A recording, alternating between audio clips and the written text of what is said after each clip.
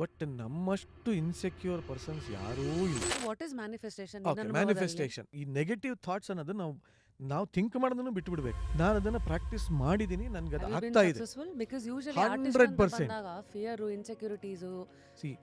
ತುಂಬಾ ಜನ ಹೇಳ್ತಾರೆ, ನಿಮ್ಗೇನ್ ಬಿಟ್ರೆ ಟಿವಿಲಿ ಇರ್ತೀರಾ, ಸಿನಿಮಾಲಲ್ಲಿ ಇರ್ತೀರಾ, ಖುಷಿಯಾಗಿ ಇಷ್ಟ ಬಂದಿದ್ದು ಕಾರ್ ತಗೋತೀರಾ ಅಂತ. ಅದಕ್ಕೆ ಎಷ್ಟು ಅಂಡರ್ಕೊಂಡಿರ್ತೀವ ಯಾರಿಗೂ ಗೊತ್ತಿರಲ್ಲ. ಬಟ್ ನಮ್ಮಷ್ಟು ಇನ್ಸೆಕ್ಯೂರ್ ಪರ್ಸನ್ಸ್ ಯಾರೂ ಇಲ್ಲ. ಈಗ ಒಬ್ಬ ಸಾಫ್ಟ್ವೇರ್ ಇಂಜಿನಿಯರ್, ಡಾಕ್ಟ್ರು, ಇನ್ನೊಂದು ಮಣ್ಣು ಮಸಿ, ಅಟ್ಲೀಸ್ಟ್ ಒಂದು ಇಷ್ಟು ವರ್ಷ ಅಗ್ರಿಮೆಂಟ್ ಅಂತ ಇರುತ್ತೆ.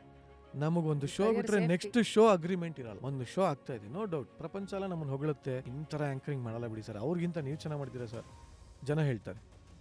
ಚಾನಲ್ ಹಂಗೆ ಥಿಂಕ್ ಮಾಡಲ್ಲ. ಅವ್ರಿಗೇನು ಅಂದರೆ, ಈಗ ಒಂದು ಶೋ ಆಯಿತು, ಇನ್ನೊಂದು ಶೋಗೆ ನಾನು ₹10 ಜಾಸ್ತಿ ಕೇಳ್ತೀನಿ ಅಂದಾಗ ಅವ್ರು ಕಾರ್ಪೊರೇಟ್ ಥರನೇ ಯೋಚನೆ ಮಾಡ್ತಾರೆ. ಸಮ್ಟೈಮ್ಸ್ ಏನಾಗುತ್ತೆ, ಕ್ವಾಲಿಟಿ ಬೇಕೇ ಬೇಕು ಅಂದರು ಅದೇ ಆ್ಯಂಕರ್ಸ್ನ ಉಳಿಸ್ಕೋತಾರೆ. ಅಥವಾ ಆ್ಯಂಕರ್ ಅಂದರೆ ವಾಟ್ ಎವರ್ ಆರ್ಟಿಸ್ಟ್ ಯಾರೇ ಆಗಿರೋ ಧೋರಣೆ, ದಿಮಾಕು, ಇದು ಇಂಡಸ್ಟ್ರಿನಲ್ಲಿ ತುಂಬ ನಡೀತಾ ಇದೆ.